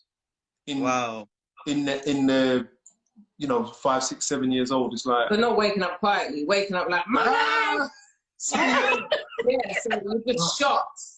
And then you're just like, no spider? Wow. Us. Yeah. Neither of us are sleeping. No, we're not sleeping. So just now she's sorting it out. listen. Yeah, she owes us. We just put the Bible app on, and it's like, let the word of God say you to sleep now. But we were to kill me, you know. we were close to kind of rum in a hot chocolate or something to make her just. No, because she don't have hot chocolate. Could you imagine? Some white rum, you know, just knock it out. Not easy. It's not easy. It's not easy. You know what I mean? Right. So, question. This is off topic now. Okay, go for it. What's the differences between both? What's the difference? The differences between you both. Oh, no, I've got some. Ray is very relaxed. No, this is good. He is chilled. Like the house could come crashes down, no problem. Me, I will obsess about everything and anything, and I need to be like, no, but this needs to be done. But why can't we just do this? Like, and Ray's like, just chill, man. Just sit down for like 5 minutes. Yeah, I just want to sit for 5 minutes, I and I'll be good. Like, I need to make sure. Okay, breakfast. Okay, breakfast is done. What am I doing for lunch for Jay? But the thing is, I understand all this, right? But I think washing. I think there's one who's doing something and obsessing about something, right? Right. Like I said to her, listen, one or 2 days while I'm home, I'm gonna take on the full shift. So I wake up in the morning, the baby, I'll have the baby. But it's true though, isn't it? The thing is, listen. So it's worked out that I haven't done a full day. I haven't done a full day, but all those half days I've done. What amount to 1 day? At least 2 days. At least 2 days. At least 2 days. See? I'm grateful. Ray, I always tell you that you're Curtis's twin, right? I just leave it there, yeah? I just leave it there. Me and you know. We know. No, but the thing is, but on top of all this, right? I still have to go out there and do the garden. After the garden. Who does the garden, Ray? Yeah, I have to take out the bins. Because I don't like going out there. But when it's hot, but when it's hot and nice and sunny. Yeah, that's different. It's You different. see? Come on, man. Ask him, does he mow the lawn? It's low maintenance, yeah? Our garden doesn't need mowing. Yeah, but you still need to tidy up. You need to take out. You need to sweep up the place. You need to Hard pick up a work, little weed. Yeah, you need to do a lot of stuff. If we don't do it, who's gonna do it? That's it. You know, I would just end up doing it. Oh, wow. Yeah, I just do a lot. Like Curtis said to me yesterday, I could see him looking at me. Yeah, what are you gonna say? What are you gonna say? Like to say, just stop, just stop. Stop what? But I was on a roll. It's like springtime's coming now, so I like to do that overhaul of the clothes. Like the winter coats go away and the spring coats come out. Yeah, the seasonal thing, innit? Sell that coat, put that coat in charity, whatever. So I was doing all of that stuff, and I could see him looking at me saying, "You need to stop, or I'm gonna get it." yeah. This was, let me tell you, this was yesterday for us. Yesterday, Ray was like, okay, what are you going to do? And I said, I'm purposely going to do nothing. Yeah? So you could tell me that I can sit down. So I sat down. Then he goes to me, babe, what time did you say dinner? Dinner was going to be? Well, I only asked a question because maybe I want to help her prepare, innit? I want to help her do the prep work and stuff. Right. I didn't tell her to get up and go and do it. I just asked her what time. It's just as hard for us. This is not easy for us men, and I'm like, Oh, please. The only difference between you and Ray is the color of your top. It's the same person. Ray is the greatest. That's what I'm trying to say. It's because we love you. That's why. This is it. It's no joke, man. This is real. And you guys have been so honest about it. What's your? I always ask this question. Oh, don't. Okay, no. Let's go for some comments. These are going to get funny, I think. It says bare laughter. You look at my mum about, don't worry, when this lockdown is over, she'll do it. Mum, what are you going to do? The gardening? Shame. Someone said, God is watching you, Ray. Oh my gosh. Maybe. I know, that's why I actually do it.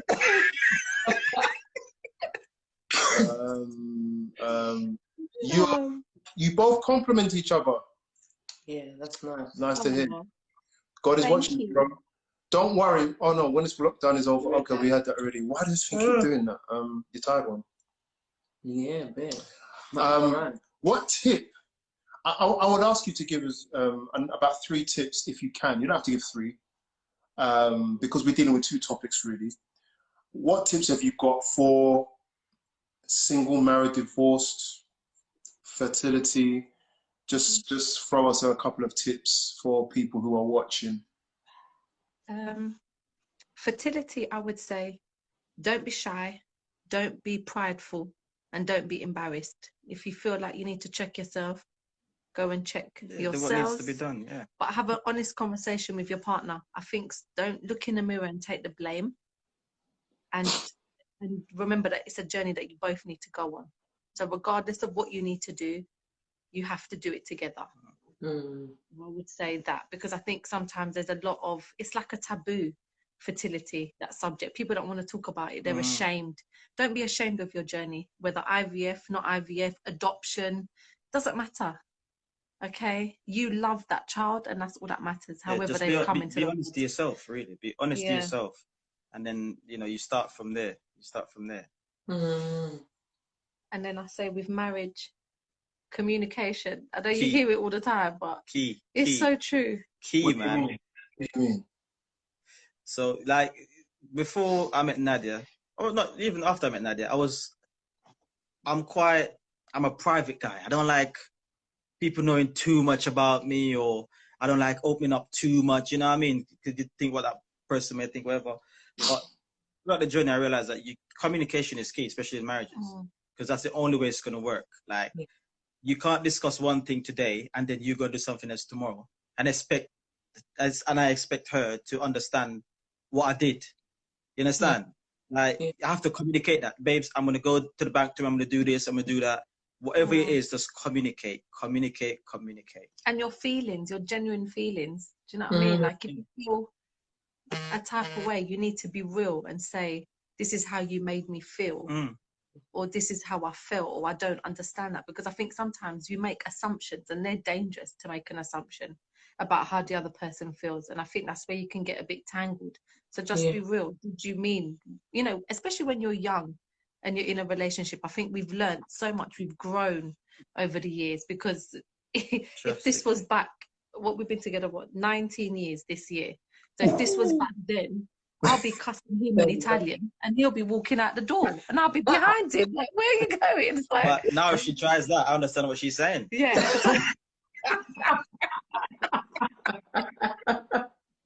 So what I mean is, you can both end up being hot-headed or misinterpret, you know, especially when if it's you're in another younger, language as well. But it's good to let growth take place. You have to grow, you know, and key part of that is communicating. Because if you don't communicate, you can't grow. Like, she doesn't know what I'm thinking. I don't know what she's thinking. Yeah.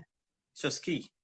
So what I picked up on what you were saying just now is that communication grows, it refines as time goes on, if you give it time. Yeah.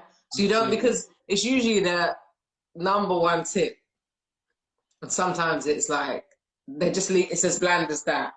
Communication, you're like, what does that mean? Do you get it instantly? Do you get it at the altar?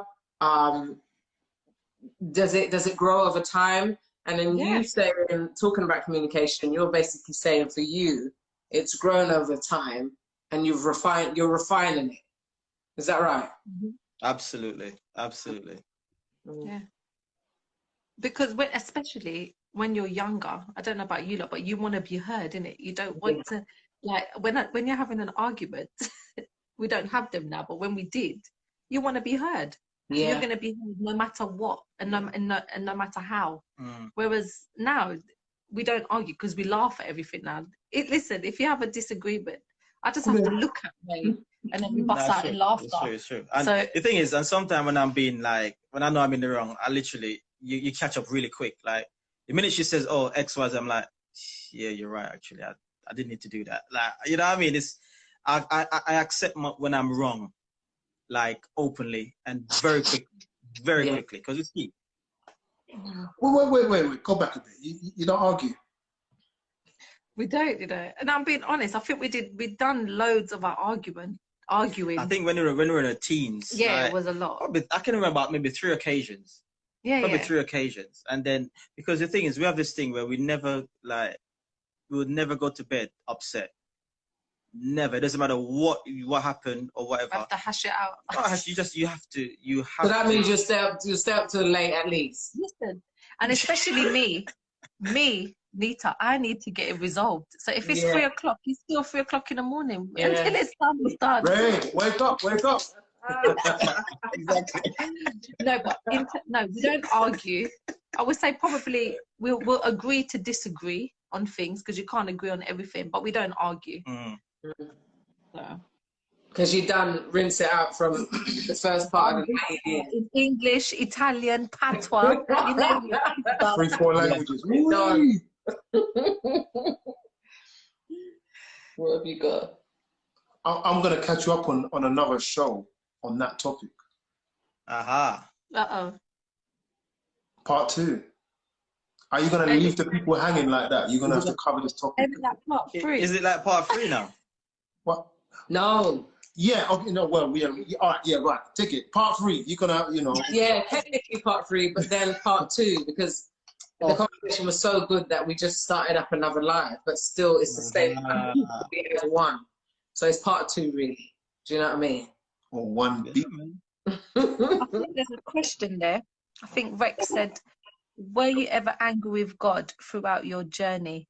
That's a good question. I wouldn't say angry. I would say disappointed at times. And I would say more on me though, because like I said before, I would use God as a genie, or that's how I interpreted him, that he should just give me my request. But there would be a lot of heated arguments with God, yes, and discussions in why, and always asking like, why that person's pregnant, or being really silly and being like, but that person's got pregnant and she don't even care whether she has a baby or not, and just comparing. So I think there was a lot of that. I hope that answers your question. Yeah, he said real talk, so that seemed to.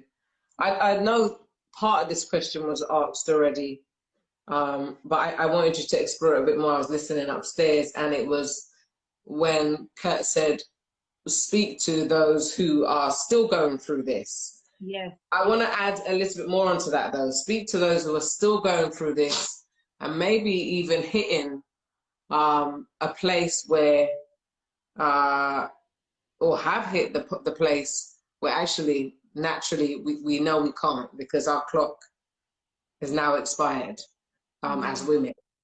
What would you say in a difficult situation like that? Because not everybody does get pregnant. No. You know, I mean, we got pregnant as soon as we found out about how ovulation works. It was kind of like, we didn't want to get pregnant straight away.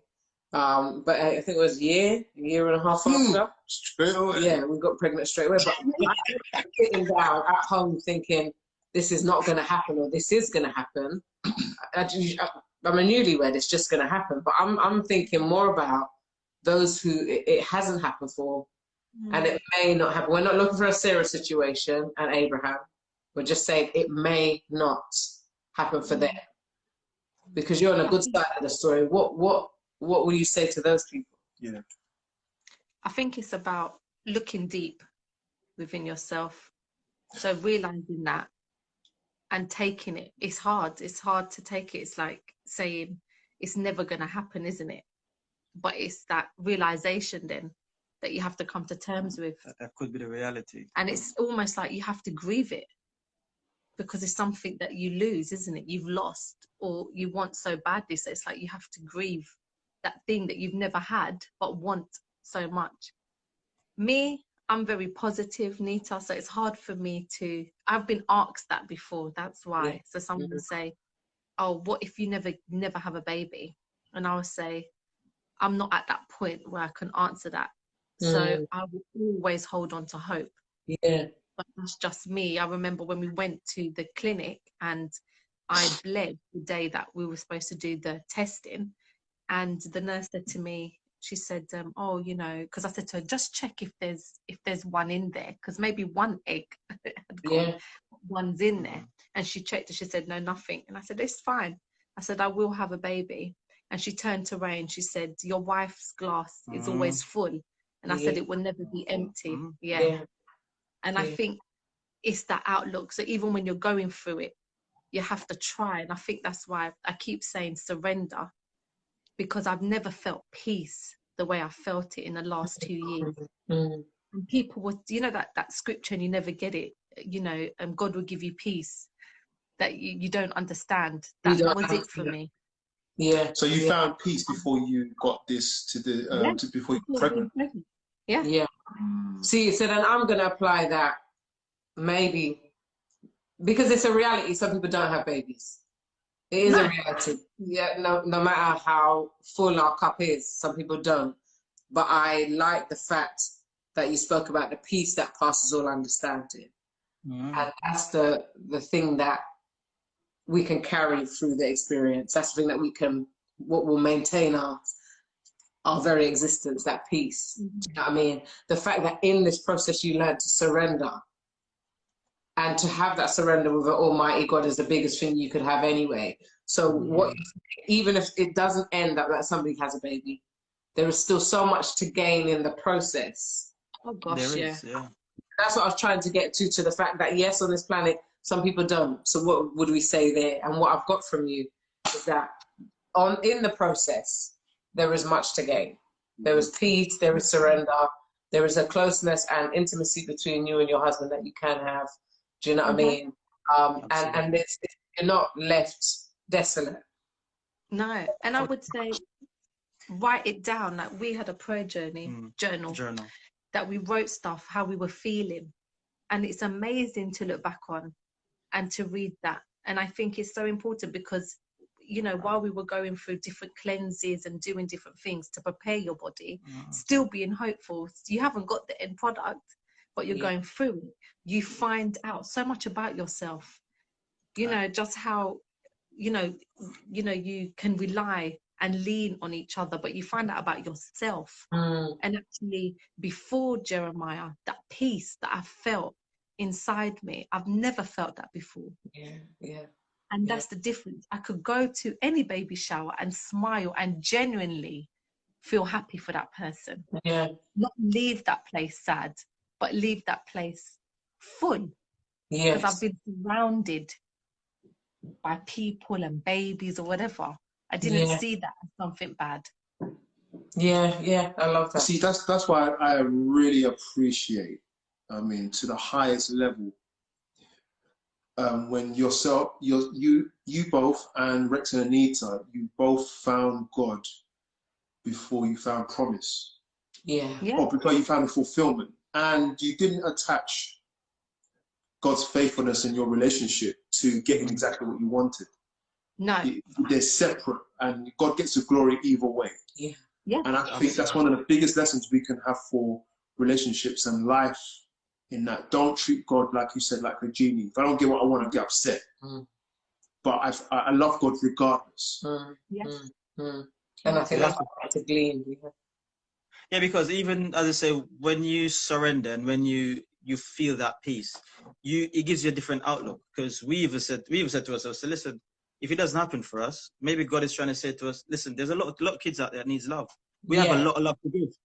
I said, that's what we get as well. Do you know what I mean? We said listen, we said, like, even when we do have our own, if there's a child out there that needs love, we'll still adopt. Because maybe God is trying to let us see the bigger picture. It's not just, like, we know we have a lot of love to give. We know that, you know, and maybe this is the way of God gearing us up, giving us these tools that we're going to need for later on. It gives you a broader, like, look on the whole thing of having kids. There was somebody who asked a question. She said, what age did you get pregnant? Because she thinks she's past it, but I'm going to shock her. But what age did you get pregnant, Nadia, if you don't mind? 33. 33. Okay, because she's saying she's past it. She doesn't look like she's past it, because I'm like, hold on, girl. But I had my first one at 27, second one at 32, and we had Jael at 38. Look at that. You would be classed as an old mum. Geriatric or something. They wanted to see you like every 5 minutes, do you know what I mean? To do every test possible. And that's how this country works. But which is good, we've got a great system. But, you know, when you consider maybe like even our grandparents, I think my mum said my gran had her last son early 40s, mid 40s. Do you know what I mean? But and people are having their first children now at 38. Do you see what I mean? So that was our third child, and in our minds it was like, this is our final child. If lockdown don't get us. Nah, it's the last one. Come on. Tell you. Don't tell me. Don't get it clear blue. He's sweating. What? You know what I mean? So what I'm saying is that I don't think that this person who I can see is near 38, and a lot of people are very career orientated nowadays and having their first children in their 40s. My cousin just had a baby. She's got an 18-year-old, and she's just had her second child at 45.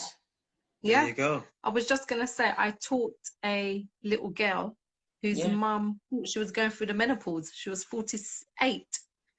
And she had a baby. She had a baby. And someone just said, I had my first child at 39. I thought I wasn't going to have a child. So there's some hope on Lisa. Is that Lisa who I grew up with? Mate, she looks gorgeous.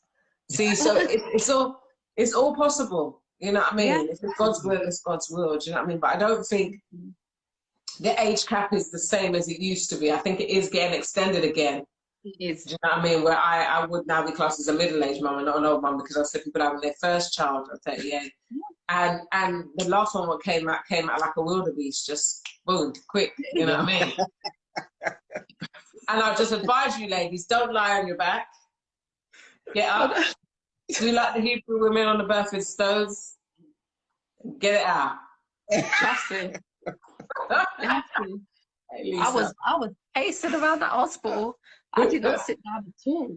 You didn't sit down, no. The woman said to me, "Get up." But you know, certain people couldn't make me move. There was a couple midwives who were on shifts who would just, if they had a little voice, and they'd just say, "Come on." When the lady kept saying, "Keep it coming, keep it coming." If you got a light voice, it's not working for me. I had to have a big Jamaican nanny come in and say, "Right, come on now." Take it out. Okay. I was joking before I was joking around. Like, I can't do it. I can't do it. That was Charlie, isn't it? When the nanny come in, man, I said, "Right, today, It's over. Get it home. yes, Let's not play now. This is serious. It was out. It was out. You get me? That's it. That's it. This is usually me. It's just you and Anita what had me in tears that day. But when I'm not crying, yeah. You're not crying, man. I'm mad. Yeah. Guys, we're gonna thank you so much. I'm gonna thank you for part 2 coming. So good, so good. Yeah, let me drop that in there. But we thank you for your bravery. And for doing this with us for years. What do you mean? Because these guys were one of the first guys to record with us, although the footage got a little bit lost. But you've been doing this with us for years. Do you know what I mean? So if you want to hear some more from Nadia and Ray, go onto our YouTube channel, This Is Marriage. Just look for Nadia and Ray, and you'll hear their story there. And that was pre-baby. Do you know what I mean? You get hear a different side of them, a different story. There's more. So that would be useful to go back and hear. But guys, you've supported us from day one. You've always been willing to, you know what I mean, to join in with us. Are you open to giving support to people after this? Oh yeah. Oh yeah, definitely. Okay. The thing is, we're grateful that you give us this opportunity, to do this, because I just say, when we were going through what we went through, there was no one there to sort of give you that glimmer of hope. You had to sort of find that, through God and whatever else was there. And it's just nice when somebody can sort of relate to what you're going through. So that's what we intend to do, man. Just let people know, that it's real. We know what it is, and just keep the faith. Keep the hope, and the key thing is just try and find yourself in a place where you feel at peace. Because not everybody are Christians. Not everybody is gonna go to church and pray, but if you can tap into that, it's one of the best experience. Yeah. That I've experienced. Yeah, I love that. So it's definitely something to have. But just tap into what you can tap into. And we will always support you guys. Your family. Come on now. Yeah, man, definitely. Always. If anybody, twins. Ray, we are one. In and out. We are a catch of the century. What do you mean? There's nothing better out there than me already. I'm trying to tell you. Let me just drop that. If anybody is looking for support or guidance, please contact Muffins with a Twist. Yes. You made it out? No, on Instagram. No, because that was like my baking account, so I don't actually have a personal account. It is what it is. You can get rum cake if you want. Yeah. Cake for fertility. Fertility cake. Both. We'll do both. If you're looking for fertility cake, Muffins with a Twist, which is what her Insta profile is. If you want it, I'll send it to you. And she can give you support, guidance, and spiritual support and all of that. And rum cake. They are much more qualified than we are. So absolutely, we're learning from you, and you've given to us tonight. You've given to the world, and we are honoured. Yeah. I mean, it'd be good for you to read the comments. There's a lot of comments that have come through. So after this, when I put it up, just flick through it. Anybody, just get in contact with them. I'm repeating myself. Just say this will be on YouTube as well. This will be on YouTube. Yeah. I'll upload this in a few days' time. We'll copy it down and upload to YouTube. There. Perfect. Love, man. Love. All the time. All the time. All day. Thank you, guys. Love. Thank you so much. No Peace, worries, dear. no Love worries. you. Thank you all for tuning in. Thank you, guys, for watching. Thank you. Thank you so much. Thank you. Bye. Thank See you, you guys. later. Bye-bye. Bye. Hey. Oh, lovely couple, man. I was going to put it down, but we don't do that. They're just like news reporters. Nothing under. There's nothing. Listen, guys. Listen, appreciate you all. Bless each other. Share this live if you can, and we'll put it on YouTube. Any questions that you have for us to discuss, let us know. God bless y'all. And we've got for the rest of the week. Sorry, this week. So the rest of this week, we've got a counsellor tomorrow. Oh, it's going to be deep. A good friend of ours who's a counsellor, Kelly Broderick. We were going to talk about DV, domestic violence. It's going to be deep. Okay? Share it with people. And have a fabulous show. Look at that. We're getting so much props. We don't deserve it. And yeah, that's for tomorrow. God bless you all. Yes, Rex. The answer is yes. What's this? What did you say? Now what? Off to make some lockdown babies? No. Yes, Rex. We'll do something. We'll do something. But we don't need no one's prophecy right now. No, I need a holiday, Rex. We need a break. I need a holiday, and I need to sleep. Don't pray for and prophesy babies, right? Pray for and prophesy for sleep. And fun. And fun. Yeah. Fire. Yes. Fire. Which fire? Good to see you, Lisa. Thank you. But for the rest of the week, we're here. No, 3 more days we're here for more lives. And then next week is singles week. But thanks for your support. Tash, love you. We're gone. We're gone. I'm going to send... What time? Tomorrow. I don't know. I'll let you know. Tomorrow. Check the stories. It's about 8. Check the stories. About 8:30. 8:30, 9 o'clock. No later than that, usually. Yeah. Sleep, man. We're gone. Peace.